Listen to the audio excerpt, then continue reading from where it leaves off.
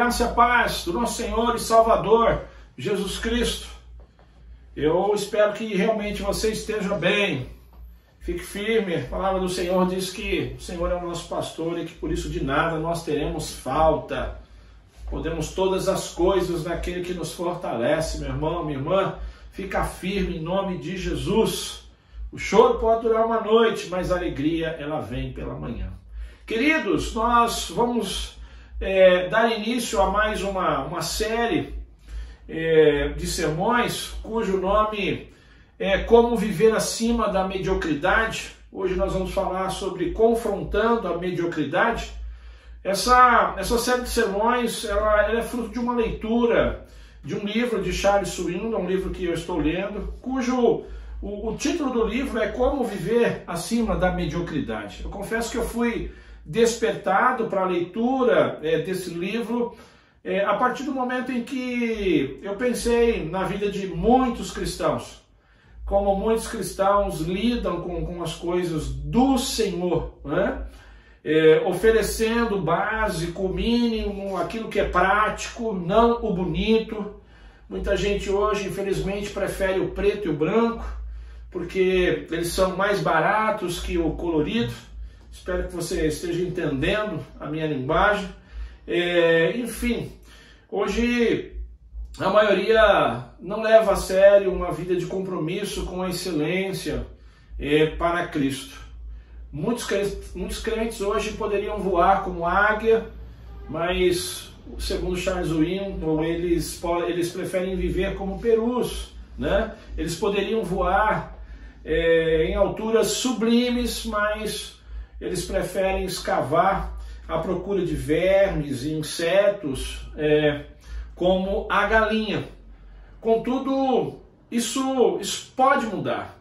Isso precisa mudar, porque falando de cristãos, né, nós vamos tratar da nossa adoração a Jesus. O que está em jogo é a nossa adoração, o nosso louvor, o nosso serviço, a qualidade do nosso serviço ao Senhor, aquele que foi obediente até a morte de cruz, né, para nos salvar, aquele que de fato fez uma obra maravilhosa, com muita qualidade, um amor escandaloso, tremendo por mim e por você. Mas antes de nós entrarmos então propriamente no sermão, eu queria mais uma vez fazer uma breve oração com você. Senhor, nós mais uma vez estamos diante da sua presença em oração e nós rogamos agora, Deus, fala conosco através desta palavra, que o teu Santo Espírito torne cativa as nossas mentes e os nossos corações. Em nome de Jesus, Pai, que nós oramos, Senhor, e agradecemos. Queridos, como mudar? Como viver uma vida de excelência, de compromisso? Como viver acima da mediocridade? Como viver acima daquelas pessoas que apenas produzem o básico, o mínimo, que não têm compromisso com a excelência? Primeiro, nós precisamos entender que nós nos tornamos aquilo que nós pensamos. As ações que saem de dentro de nós, meus irmãos, são exatamente os nossos pensamentos que foram entrando ao longo da nossa vida. Aliás, a Bíblia ela ensina isso. Muito antes dos psicólogos ensinarem isso, Salomão, lá em Provérbios capítulo 23, versículo de número 7, ele diz: porque como imagina em sua alma, assim ele é. Como o homem se imagina, assim ele é. Então o segredo de você viver uma vida envolvida em excelência é apenas uma questão de abrigar pensamentos envolvidos com excelência. Como a nossa mente ela contém então os segredos desse voo elevado, o inimigo das nossas almas, o diabo, ele transformou a mente humana no ponto central dos seus ataques. Porque quando o diabo ele atinge o nosso modo de pensar, ele é capaz de manter a nossa vida em nível medíocre. Olha o que o apóstolo Paulo diz aos Efésios no capítulo 6, versículos 10 e 11. Finalmente fortaleçam-se no Senhor e no seu forte poder. Vistam toda a armadura de Deus para poderem ficar firmes contra as ciladas do diabo. Essa palavra ciladas no grego, ela é traduzida por metodia, do qual vem a palavra método. Ou seja, o diabo, ele é dono de um método que funciona como que por encanto. E para você compreender esse método, para você vencer esse método, nós devemos nos lembrar que essa batalha, ela trava num reino, ela se trava num reino não visível. Nós não conseguimos ver essa batalha, porque ela se trava na mente. Efésios 6,12 diz que a nossa luta ela não é contra carne nem sangue, e sim contra poderes e autoridades, contra os dominadores desse mundo de trevas, contra as forças espirituais do mal nas regiões celestiais. Então a nossa luta contra a mediocridade, ela está longe de ser tangível. Charles Swindoll diz que a nossa luta ela é mental. Ela não fica no reino daquilo que nós podemos ver e tocar. Ainda bem que nós, os crentes em Cristo Jesus, um dia nós nos arrependemos dos nossos pecados, confessamos Jesus como Senhor e Salvador das nossas vidas, então saímos das trevas e estamos na luz. Mas, meu irmão, minha irmã, não pense que o inimigo desiste do território que ele ocupou durante todo o tempo. O inimigo ele não desiste de tentar burlar a sua mente, mexer com a sua mente. A luta pela nossa mente se dá por toda a nossa vida. Olha o que Paulo diz em 2 Coríntios capítulo 10, versículos 3 a 5. Pois embora vivamos como homens, não lutamos segundo os padrões humanos. As armas com as quais lutamos não são humanas, ao contrário, são poderosas em Deus, presta atenção, para destruir fortalezas. Destruímos argumentos e toda a pretensão que se levanta contra o conhecimento de Deus e levamos cativo todo o pensamento para torná-lo obediente a Cristo. Perceba como o combate se trava na mente. Nós destruímos argumentos e toda a pretensão que se levanta contra o conhecimento de Deus. Pensamentos que se levantam contra o conhecimento de Deus, e nós levamos então, Paulo diz, esses pensamentos cativo para torná-lo obediente a Cristo. Então o combate ele vai se travar na mente do ser humano. E para vencermos essa guerra e consequentemente a mediocridade, nós precisamos de uma transformação mental. E essa transformação mental ela não é fácil. Ela é longa, ela é difícil, exige determinação. Charles Swindoll diz que envolve pelo menos 3 atitudes. A primeira delas é memorizar. Ou seja, para você vencer pensamentos derrotistas, pensamentos antigos que não contribuem, que não edificam com a sua vida, você precisa substituir por pensamentos novos e vitoriosos. Então a gente precisa passar por um processo de reconstrução dos pensamentos. E a melhor forma de iniciar esse processo de reconstrução é a memorização. Então uma dica, comece se baseando em promessas de vitória. A Bíblia está recheada de promessas de vitória. Por exemplo, Filipenses 4,13, Paulo diz, tudo posso naquele que me fortalece. Então quando você estiver enfrentando algum problema, pega a sua Bíblia. Leia com atenção até você encontrar um verso que se relaciona com o problema que está te afligindo. Ou com alguma necessidade. E a seguir, escreva esse verso num papel e memorize. Isso vai lhe dar força. Segundo, depois você personaliza esse verso. Quando você começar a trocar os pensamentos velhos, negativos, por pensamentos novos, animadores, coloque-se dentro da Bíblia. Use os pronomes eu, me, para mim, sempre que você se deparar com declarações significativas. Por exemplo, o texto de 2 Coríntios 10, de 3 a 5, Paulo diz, pois embora vivamos como homens, você diz, pois embora eu viva como homem. Paulo continua, não lutamos. Você diz, eu não luto. Eu não luto segundo os padrões humanos. Paulo continua no verso 4. As armas com as quais lutamos, não, as armas com as quais eu luto não são humanas. Ao contrário, são poderosas em Deus para destruir fortalezas. Verso 5 ele diz, destruímos. Aí quando você está personalizando, você diz, não, eu destruo argumentos e toda a pretensão que se levanta contra o conhecimento de Deus. E Paulo diz, e levamos. Aí você personalizando, você diz, e eu levo cativo todo pensamento para torná-lo obediente a Cristo. Então personalize o versículo. E por último, analise. Sabe, em vez de você continuar dizendo que você não consegue, que você não tem saída, que você não é capaz, tal, logo que você perceber que você, diante de uma situação, você está reagindo negativamente, ou de maneira defensiva, pense, analise aquela situação.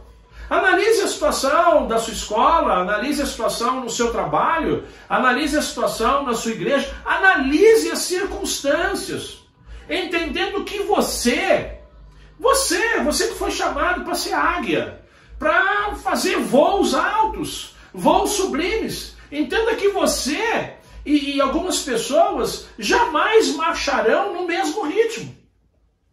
Então, depois de você analisar, faça perguntas duras. Por que eu estou com raiva? Por que eu estou com raiva? Por que essa situação me faz ter medo? Por que eu estou reagindo negativamente? Eu tenho razões para reagir negativamente? Eu tenho razões para pensar defensivamente? Tudo isso trata apenas de maus hábitos que eu formei. Isso tem a ver com as pessoas que estão me acompanhando no dia a dia. Analise e faça perguntas duras. Segundo, para vencermos a mediocridade, você precisa decidir viver sob a autoridade de Deus. Charles Swindoll, nesse livro, ele fez um resumo da Bíblia. Um resumo de toda a Bíblia em 3 linhas. E eu quero compartilhar esse resumo com você. Ele diz assim, a primeira linha do resumo dele: Deus criou os céus e a terra e todas as coisas que neles há, inclusive a humanidade. Gênesis 1 e 2. Só a humanidade se rebela contra a autoridade de Deus. O caso é narrado em Gênesis 3. A última linha: Deus movimenta-se pela história a fim de manter a autoridade sobre toda a criação. Essa verdade está na Bíblia, de Gênesis 4 a Apocalipse 22. Que resumo formidável! E aonde você acha que nós nos encontramos nesse resumo da Bíblia? Deus movimenta-se pela história a fim de manter a autoridade sobre toda a criação. Durante séculos, Deus tem se ocupado com o restabelecimento do seu governo. Durante séculos, Deus está lutando para poder ter autoridade, para poder fazer com que o ser humano viva sob a sua autoridade.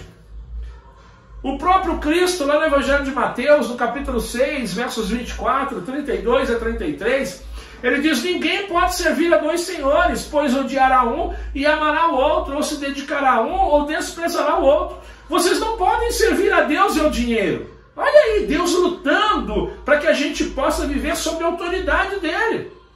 Verso 32 e 33, pois os pagãos é que correm atrás dessas coisas, mas o Pai Celestial sabe que vocês precisam delas. Busquem, pois, em primeiro lugar o reino de Deus e a sua justiça, e todas essas coisas lhes serão acrescentadas. Olha o ser humano aí, né? Sempre querendo, sempre buscando outras coisas, e deixando de lado o reino de Deus. Queridos, eu sei que é impossível alguém se submeter ao governo de Deus sem que antes tenha nascido de novo. Primeiro, de fato, para se submeter ao governo de Deus, para viver debaixo do governo de Deus, você tem um encontro real e verdadeiro com Jesus. Senão, ninguém consegue. Ninguém consegue. Mas, quando Charles Swindoll ele diz que nós precisamos viver sob a autoridade de Deus, ele está falando da autoridade que de direito Deus exerce sobre a minha e sobre a sua vida. Então quem quer experimentar uma vida de excelência precisa viver sob a autoridade de Deus. E infelizmente hoje em dia são poucos os que querem se submeter à autoridade de Deus. O orgulho atrapalha. Felizmente, mesmo tendo encontrado com Cristo, tem muita gente que gosta de mandar, só não gosta de obedecer. Nós queremos só que a nossa vontade prevaleça, mas a vontade de Deus não. Muitas vezes optamos por um modo de viver que não deixa lugar para a submissão de Deus. A gente vive uma vida onde fica difícil a vontade de Deus prevalecer. Então essa coisa do eu, do orgulho, atrapalha as coisas que Deus considera grande, atrapalha as coisas que Deus quer fazer através de nós. Com isso, queridos, com isso, meu irmão, eu não estou sugerindo que você faça um voto de pobreza. Eu não estou dizendo que é para você andar por aí faminto, abandonando as coisas bonitas da vida. Não! Eu apenas estou dizendo que você deve desistir de controlar as coisas. Você deve viver na perspectiva de outro reino. Não do seu reino, do seu eu, mas do reino de Deus. As pessoas que têm compromisso com a excelência são aquelas pessoas que aprenderam a entregar tudo quanto tem ao Senhor. E confiar que Deus vai lhe dar tudo aquilo que ela necessita. Mas isso custa caro. Isso custa o seu compromisso. E aí então chegamos na terceira lição, para vencermos a mediocridade. Custa caro ser diferente. Custa caro ser diferente, especialmente quando a maioria está satisfeita em misturar-se e permanecer como a maioria. Não existe um imã mais poderoso do que a pressão exercida dos companheiros. Charles Swindoll diz que, infelizmente, são poucas as pessoas que estão dispostas a desprezar a média e lutar contra a atração forte dos ímãs medíocres. É como diz o velho ditado, é duro você alçar um voo sublime enquanto a gente está rodeado de perus. É duro. Quando só tem peru em volta da gente, só tem galinha, e aí você quer alçar um voo alto, é complicado. Nós precisamos urgentemente fazer a oração contida no Salmo 90, onde Moisés diz, olha, ensina-nos a contar os nossos dias para que o nosso coração alcance sabedoria. E o próprio Moisés, ele ensina o porquê dessa oração nos versículos 5 e 6.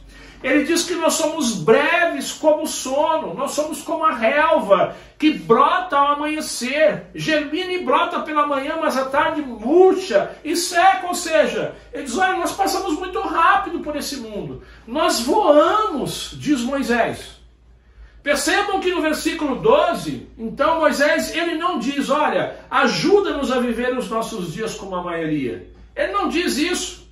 Mas ele diz, olha, ensina-nos a contar os nossos dias para que o nosso coração alcance sabedoria. Ensina a gente a contar os nossos dias para que a gente viva de uma maneira melhor, de uma maneira que agrade mais o Senhor, de uma maneira onde a vida com Deus ela possa ser percebida pelo outro.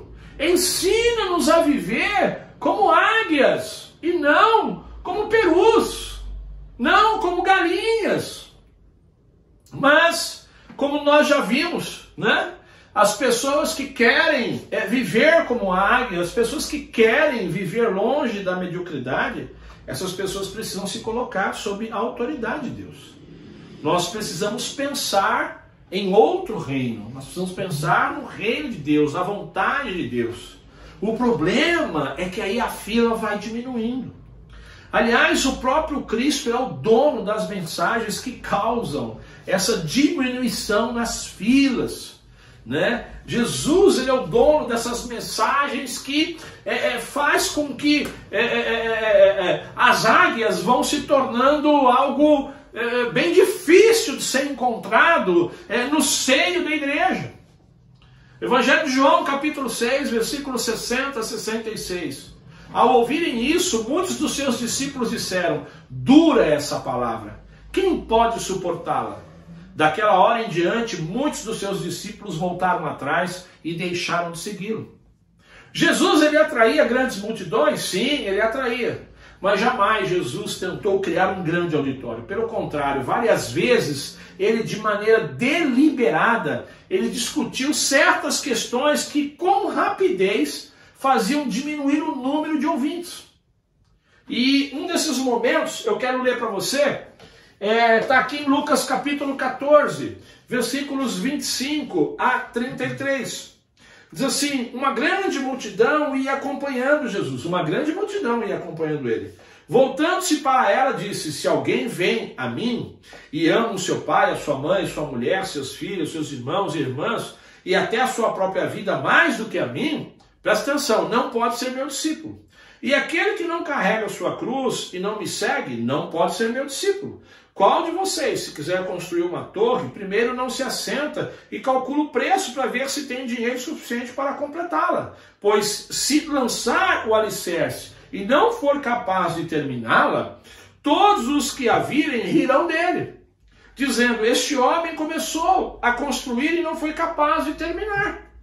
Ou qual é o rei que, pretendendo sair à guerra contra outro rei, primeiro não se assenta e pensa se com 10.000 homens é capaz de enfrentar aquele que vem contra ele com 20.000. Se não for capaz, enviará uma delegação, enquanto o outro ainda está longe, e pedirá um acordo de paz. Da mesma forma, qualquer de vocês que não renunciar a tudo que possui, não pode ser meu discípulo. Quem não ficaria escandalizado com a repetição tripla desse texto? Não pode ser meu discípulo.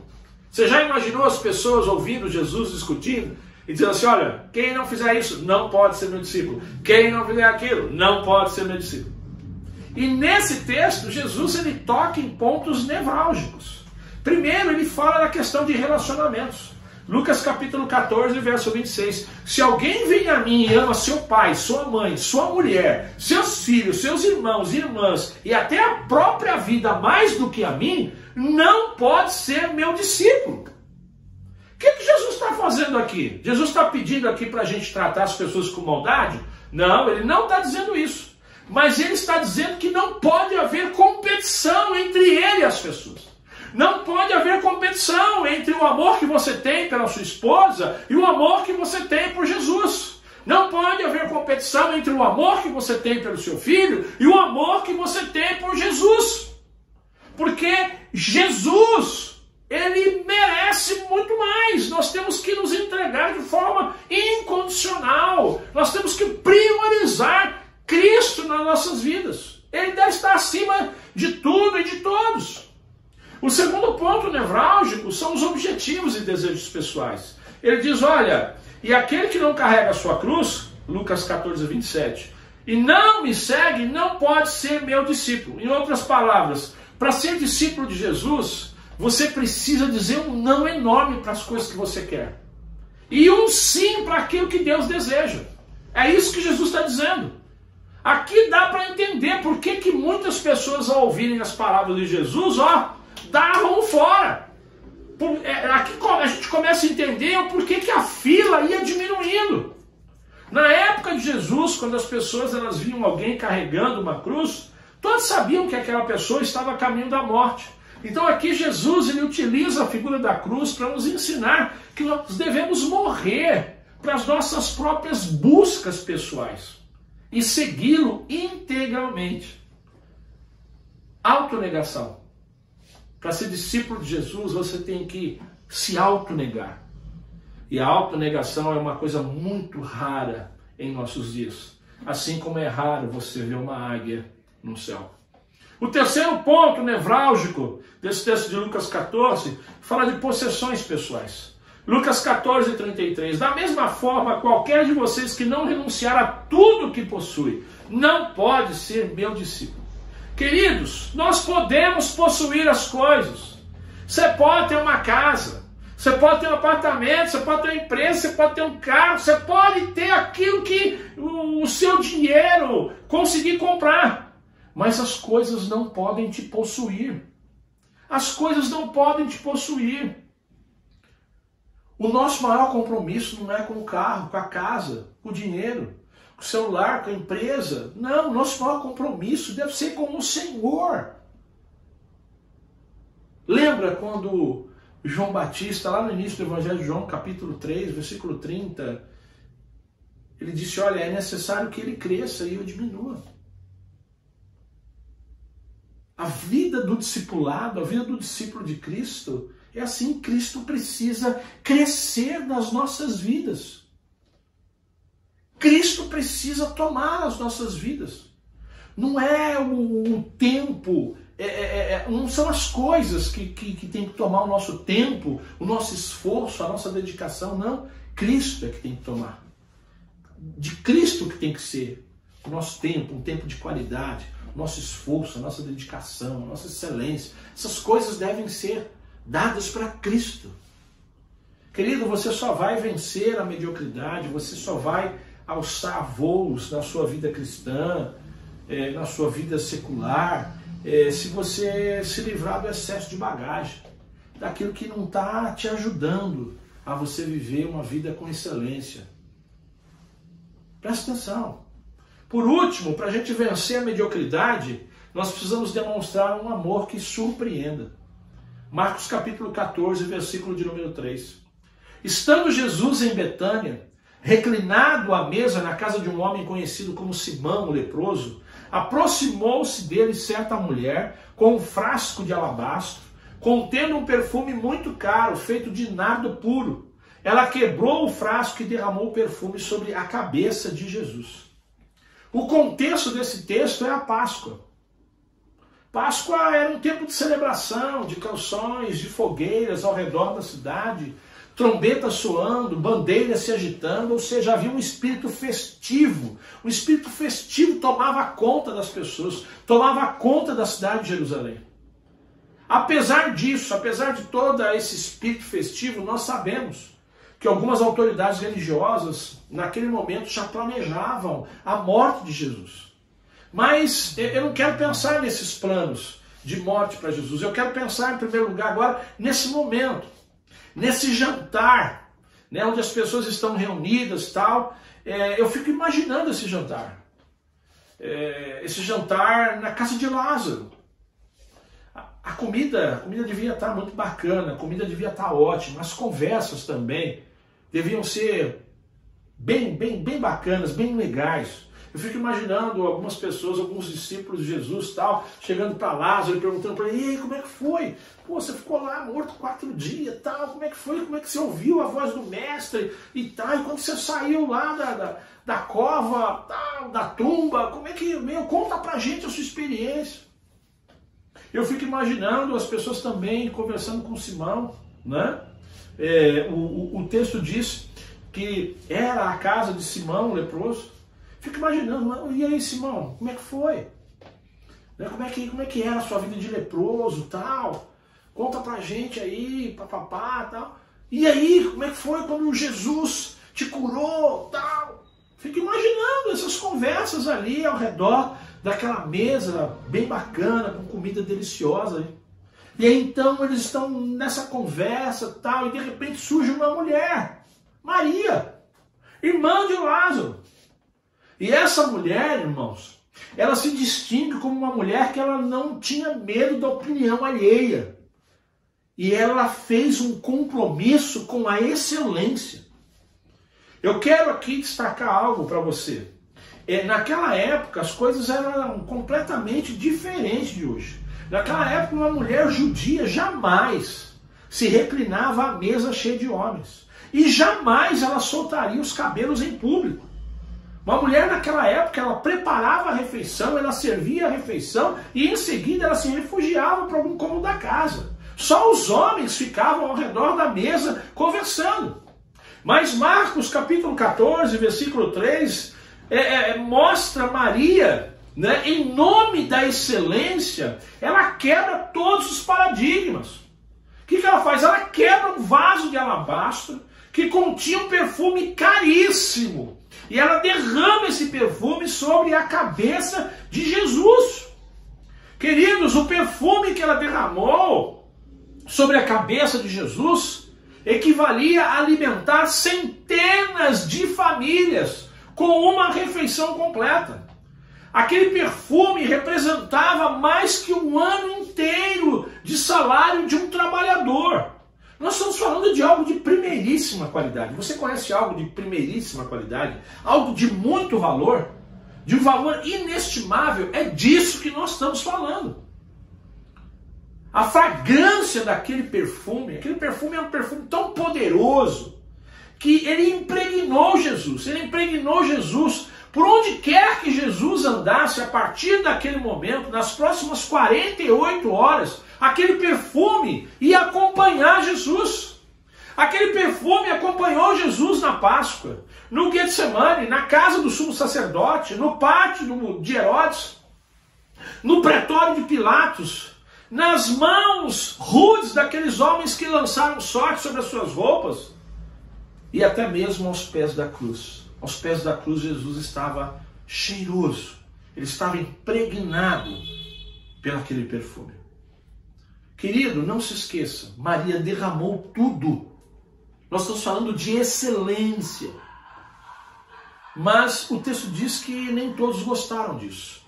Marcos capítulo 14, versículo 4. Alguns dos presentes começaram a dizer uns aos outros, indignados: por que esse desperdício de perfume? Nós conhecemos esse texto já, muitos de vocês já ouviram várias mensagens desse texto. Quanto tempo nós já tivemos para refletir sobre o que essa mulher já fez? Agiu com excelência. No entanto, apesar de tanto tempo que a gente já teve para refletir sobre esse texto, muitos ainda ficam pensando da mesma forma, agindo como se Jesus não merecesse o melhor.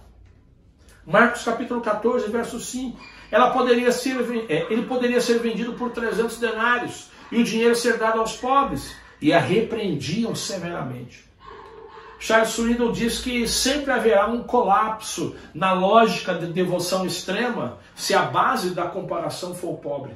Porque Jesus diz: olha, o pobre vocês sempre têm. Então, se eles fossem ficar preocupados com o pobre, ninguém em nenhum momento jamais agiria de maneira extravagante, com excelência com Jesus, porque os pobres sempre estarão conosco, né? Sempre estarão na nossa sociedade. Mas infelizmente ainda muitas pessoas pensam assim, né? Para que devolver essa quantia toda para a igreja? Isso é muito. Com essa quantia eu posso fazer isso, eu posso fazer aquilo, né? Eu posso comprar aquilo outro.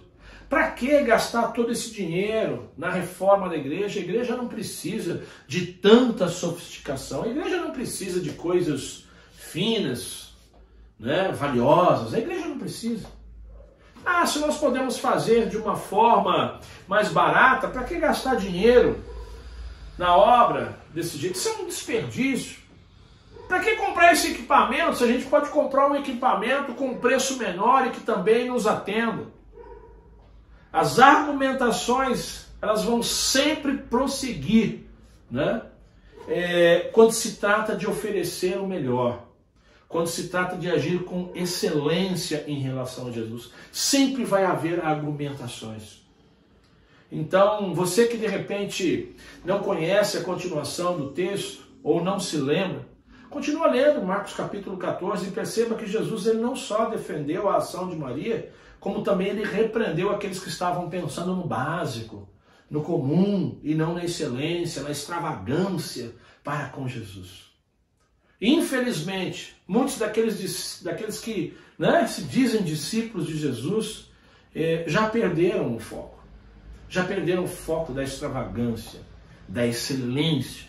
Foi como naquele jantar, os discípulos ali estavam reunidos pensando apenas na festa, na refeição, tal, mas Maria não. Maria ela não perdeu o foco. Maria não estava apenas apaixonada pela celebração da Páscoa, mas ela não havia se esquecido que os dias do seu Senhor estavam contados. Por isso ela decide então ungir Jesus com aquele perfume caríssimo. Infelizmente muitos hoje não querem ser diferentes como Maria foi, né? Não querem agir com excelência como Maria agiu.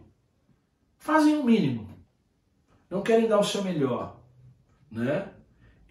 Mas concordam em dar menos que o melhor. Infelizmente, hoje em dia, quando as coisas é para Jesus, a qualidade é negociada. Vamos negociar a qualidade, vamos negociar o valor, vamos negociar essa abundância, porque isso é para Jesus. Pergunta: qual tem sido o seu foco? Aonde é que anda a sua paixão? Qual foi a última vez que você quebrou um vaso para Jesus? Eu quero concluir. E eu falo primeiro com você que ainda não fez a sua opção por Jesus. Para viver uma vida acima da mediocridade, para ter uma vida nova, uma vida transformada, uma vida que quer levar um compromisso sério com Cristo, sabe? Você precisa entender uma coisa. Você precisa crer no que eu vou te falar agora. Cristo, Ele está te convidando. Cristo está te convidando nessa noite a quebrar o seu vaso, a entregar a sua vida de modo extravagante, completamente para Cristo, como um vaso vivo, um vaso quebrado diante das pessoas. Faça isso agora. Entregue a sua vida para Jesus.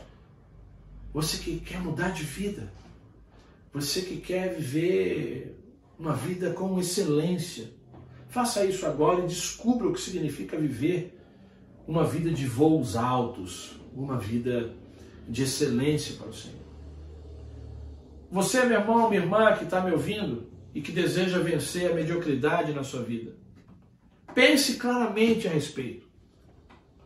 Confronte seus pensamentos, procure entender por que você está agindo dessa forma tão pequena. Por que você tem medo? Por que você age igual à maioria quando se trata das coisas do Senhor ou até mesmo de outras coisas? Lembre-se, toda batalha começa na mente. Toda batalha começa na mente. Você precisa passar por um processo de restauração, né? Viva na perspectiva do reino. Viva, né? Um reino não governado por você. Deixe o Senhor controlar a sua vida. De verdade, meu irmão. Mas saiba de uma coisa, isso vai te custar caro. Isso vai te custar caro. Aquele que quiser ser meu discípulo, negue-se a si mesmo. Tome a sua cruz e siga-me. E periodicamente, sempre, desenvolva ações, expressões de amor extravagante para Jesus. Você foi chamado para quebrar vasos para Jesus. Que Deus te abençoe. Que a graça do Deus Pai, o amor do Deus Filho e as doces consolações do Espírito Santo de Deus permaneçam com todos nós desde agora e para todo sempre. Amém e graças a Deus.